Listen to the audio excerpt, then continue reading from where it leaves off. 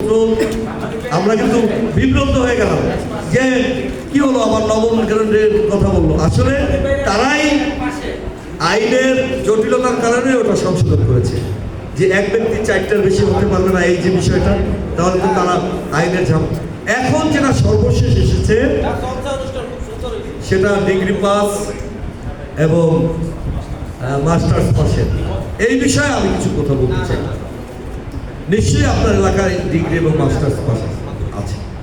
আপনারা যারা শিক্ষক রয়েছেন একটা জিনিস খেয়াল রাখবেন, একটি মানুষ ধরুন তেজদাসকারী কলেজটি আমার বাবা প্রতিষ্ঠা করেছেন, সেই সময় 12 লক্ষ টাকা দিয়েছেন, 5 একর জমি দিয়েছেন, এটি একসাথে দিয়েছেন। এলাকাবাসী বারবার বলার পরেও তিনি একটি উত্তর দিয়েছেন, জীবিত মানুষের নামে কিছু হয় না, করা উচিত নয়, তাহলে এই দানের যে কি বলে এর যে সওয়াব সেটি তার কবরে যাবে না, এই কারণেই তিনি ওইটি তার নামে করতে দেয়নি। কিন্তু পরবর্তী সময় তেজদাসকারী স্কুলে 54 বছর আমার বাবা, আমার চাচা ঢাকা বিশ্ববিদ্যালয়ের ছাত্র ছিলেন, আমার মরুন ছোট ভাই, তারপরে ছোট ভাই, আমরা ম্যানেজিং কমিটিতে এলাকাবাসীর দাবিতে তেজদাসকারী স্কুলে ছিলেন। এই 16 বছর দাতা সদস্য ছাড়া আমার ভাইরা আর কেউ কিছু রয়নি।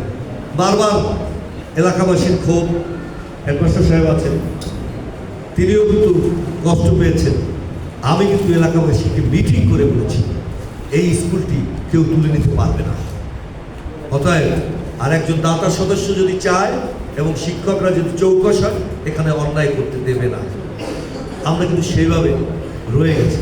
আমি আপনাদের কাছেও বলবো, কোনো পরিবার যদি প্রতিষ্ঠান করে থাকে, তাদের মধ্যে থেকে যদি কোনো যোগ্য ব্যক্তি থেকে থাকে, একেবারে চূড়ান্ত স্বৈরাচারের দোষর না হলে, পতিত স্বৈরাচারের নামদারি গুন্ডা পান্ডা না হলে তাদেরকে কিন্তু বঞ্চিত করবে।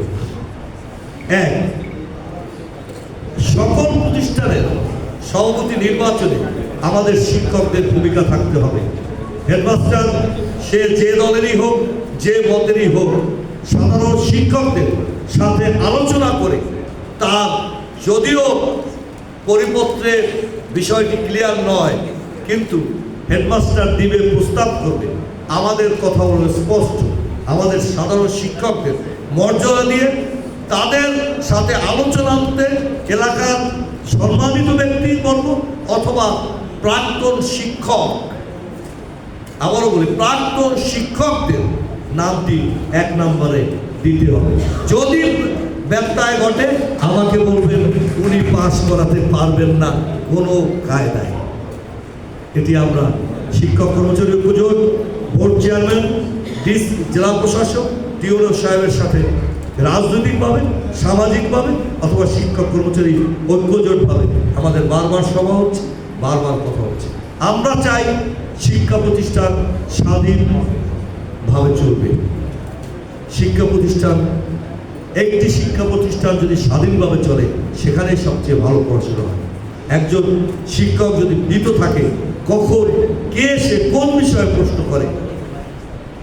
একজন এলাকার প্রভাবশালী কথা নাই, আজকে নজরুল সাহেবের কাছ থেকে শুনলাম, সে যে দলের শীর্ষ নেতা হোক, ফর্ম ফিল-আপের কনসেশন করবে প্রতিষ্ঠান প্রধান, প্রয়োজন হলে ফ্রি নেবেন, গার্ড থেকে দেবেন, বোর্ডের টাকা প্রয়োজন হলে, প্রয়োজন যদি হয়, যদি গরিব হয়, আমার প্রতিষ্ঠান প্রধান দেবে তার বেতনের অংশ থেকে।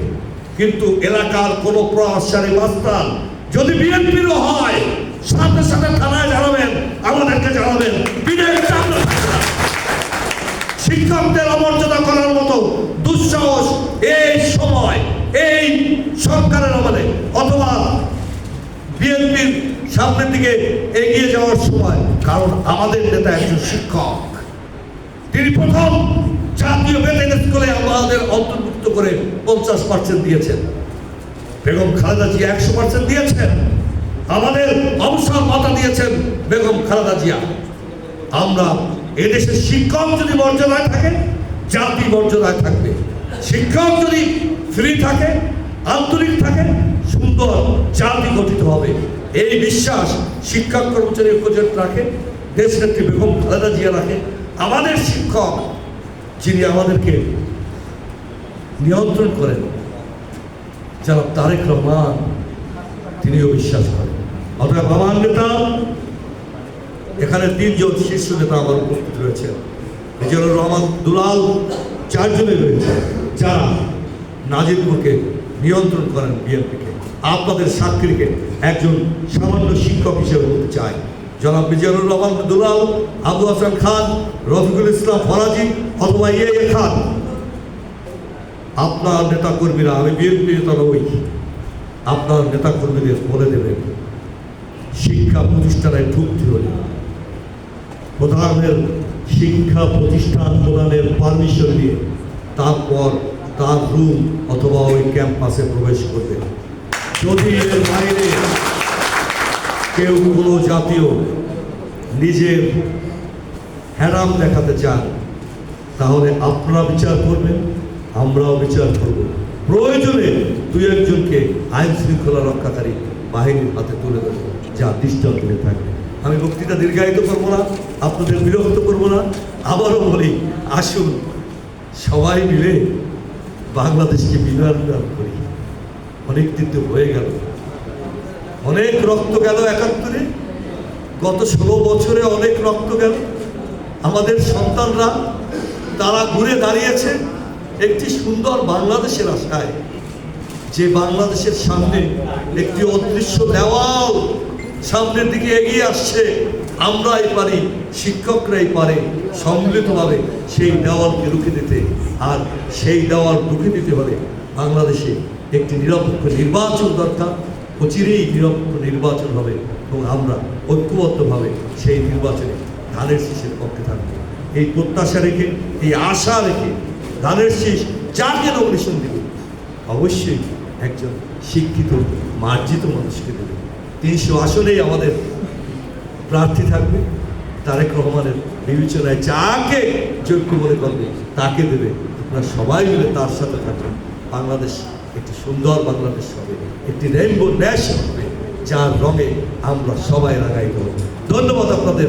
আল্লাহ হাফেজ। নজরুল সাহেব বক্তৃতা দেবেন। আমি আজকের সবার সভাপতি নজরুল ইসলাম সাহেবকে বক্তৃতা দেওয়ার জন্য আমন্ত্রণ জানাচ্ছি।